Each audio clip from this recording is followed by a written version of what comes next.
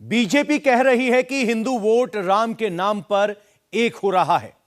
अब तक हिंदू वोट बंटता था और मुस्लिम वोट एकजुट होकर वोट करता था, लेकिन 2024 का चुनाव उल्टा होने वाला है।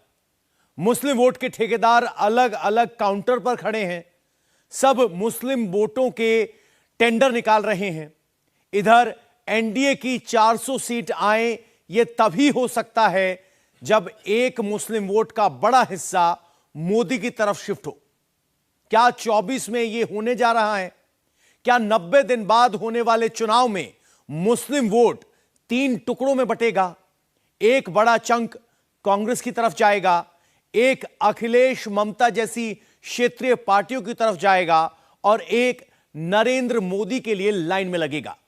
क्या बीजेपी मुस्लिम वोटों में सेंधमारी कर पाएगी? 2024 में बीजेपी को कितने परसेंट मुस्लिम वोट मिल सकते हैं? 10%, 20%, 30% या इससे भी अधिक? मोदी को 370 सीटों के लिए कितना मुस्लिम वोट चाहिए और कितना मिल सकता है?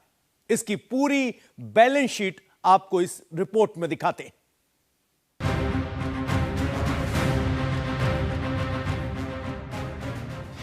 चौबीस में क्या हिंदू वोट एकजुट और मुस्लिम वोट बंटने जा रहा है? क्या काशी मथुरा के नाम पर मुस्लिमों को भड़काया जा रहा है? 24 में मुस्लिम वोट बंटने से किसे फायदा होगा? 24 के चुनाव से पहले मुस्लिम तुष्टीकरण का खेल शुरू हो गया। यूपी में सपा कह रही है मुस्लिम वोट मेरे पास, कांग्रेस कह रही है मुस्लिम वोट मेरे पास। बंगाल में भी कमोबेश यही सिचुएशन है। ममता मुस्लिमों को कसम दिला रही हैं। राहुल सबसे ज्यादा मुस्लिम वोटों वाले क्षेत्र में न्याय यात्रा निकाल रहे हैं। 24 में कांग्रेस के साथ ही सपा और टीएमसी जैसी क्षेत्रीय पार्टियों को मुस्लिम वोट बैंक से बड़ी उम्मीद है, यानी देश का मुस्लिम वोट बिखरने न पाए।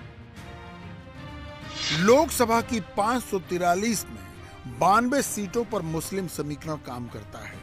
इसमें से 16 सीटों पर मुस्लिम वोटर 50% से ज्यादा है। 11 सीटों पर ये 41 से 50% है। 24 सीट पर 31 से 40% और 41 सीट पर 21 से 30% है। इनमें से उत्तर प्रदेश की 23, केरल की 10, पश्चिम बंगाल की 8, असम और जम्मू कश्मीर की 6 सीटें, बिहार और महाराष्ट्र में 4 सीटें हैं। तेलंगाना, उत्तराखंड और दिल्ली की 2 सीटों पर मुसलमान ही जीत हार तय करता है। हरियाणा, कर्नाटक, मध्य प्रदेश, चंडीगढ़ और लक्षद्वीप की 1 सीट पर मुस्लिम वोट का मैग्नेट काम करता है। अगर सिर्फ लोकसभा की मुसलमान डोमिनेटेड 92 सीटों की बात करें तो 2014 में एनडीए को 41 सीट और 2019 में 45 सीट मिली थी, यानी एनडीए 50% के करीब सीटें जीती थी। लेकिन इस बार मोदी विरोधी विपक्ष राम मंदिर के बाद काशी और मथुरा पर मुस्लिमों को डराकर 92 सीटों पर कब्जा करने का ख्वाब देख रहा है। वहीं सनातनी भाईचारे की दुहाई देकर इसे हिंदू पक्ष को सौंपने की अपील कर रहा है। राम जन्मभूमि तीर्थ क्षेत्र ट्रस्ट के कोषाध्यक्ष गोविंद देव गिरी महाराज ने हाथ जोड़कर ऐसी ही अपील मुस्लिमों से की है। मुस्लिम पक्ष को आप कहेंगे कि ज्ञान बापू को छोड़ दें और जो लड़ाई अब तो चल रही है कोर्ट में वो सब? हमारी तो हाथ जोड़ करके प्रार्थना है कि इन 3 मंदिरों को सौंप दिया जाना चाहिए, क्योंकि ये आक्रांताओं के हमारे ऊपर किए गए आक्रमणों के सबसे बड़े निशान हैं और इसके कारण लोगों के अंतःकरण में, राष्ट्रीय समाज के अंतःकरण में बहुत वेदना है और यदि इस वेदना को ये लोग शांति के साथ दूर कर देते हैं तो भाईचारा बढ़ने में और अधिक सहयोग मिलेगा। लेकिन गोविंद देव जी की अपील का असर वैसा नहीं हुआ जैसा उन्होंने सोचा होगा। सपा सांसद एसटी हसन ने जवाब देने की बजाय उल्टा सवाल पूछ लिया, हम मस्जिद न दें तो क्या भाईचारा खत्म कर देंगे? उन्होंने कहा कि हम मुस्लिम समाज से मांग करते हैं कि सिर्फ 2 काशी और मथुरा जो है उनके अकीदे में आता है। अगर ऐसा वो करेंगे तो फिर बड़ा सौहार्द का माहौल रहेगा और कोई मस्जिद नहीं चाहिए, कहीं नहीं दावा करेंगे। देखिए, उन्होंने जो कहा है उनका पर्सनल ख्याल है, लेकिन नफरतों के सौदागरों से वो कैसे निपटेंगे? हिंदुस्तान में तो सौदागरी चल रही है और सिंहासन हासिल करने के लिए, तो ये उनकी पर्सनल राय है और उस पर हमारे भी बुद्धिजीवी और हिंदू भाइयों के बुद्धिजीवी बैठे विचार करें, जैसा उनके फैसले हों। सर, वो कह रहे हैं कि भाईचारा बढ़ेगा अगर मुस्लिम पक्ष इस बात को समझे कि आक्रांताओं ने इस पर आक्रमण किया था, अगर वो शांति से इस मसले को हल करना चाहें तो भाईचारा बढ़ेगा दोनों समाज के बीच में, और अगर नहीं करें तो क्या ख़त्म कर देंगे मुसलमानों को? भाईचारा तो हम चाहते ही हैं बढ़े और रहे, लेकिन मैंने कहा ना, नफरतों के सौदागरों को क्या करेंगे? उनकी तो सियासत, उनकी रोटियाँ नफरतों भी चल रही हैं। बैठें, बात करें, दोनों पक्ष बात करें, उसके बाद जो भी फैसले। 2009 और 2014 में कांग्रेस को 38% मुसलमानों के वोट मिले। बीजेपी को 31% वोट के साथ 282 सीटें मिली। 2019 में ये वोट 5% कम हुआ और कांग्रेस को 33% मुस्लिम वोट मिले थे। बीजेपी को 37% वोट के साथ 303 सीटें मिली। इन दोनों चुनावों में बीजेपी को 8% मुस्लिम वोट ही मिले, लेकिन मुस्लिम वोटों के बंटने से उसे फायदा हुआ। यानी जब 2014 में कांग्रेस को ज्यादा मुस्लिम वोट मिले तो बीजेपी की सीटें कम थी, लेकिन जब 2019 में मुस्लिम वोट कम हो गया तो बीजेपी की सीटें बढ़ गई। लेकिन 24 में बीजेपी 400 सीटें लाने के लिए नई रणनीति पर काम कर रही है। यानी मुस्लिम वोट बटे ही नहीं, बल्कि ये कम से कम 2 से 3 टुकड़ों में बटे। इनमें से एक टुकड़ा बीजेपी अपने पास देखना चाह रही है। यानी 2014 और 2019 से 2 गुना मुस्लिम वोट बैंक चाहती है।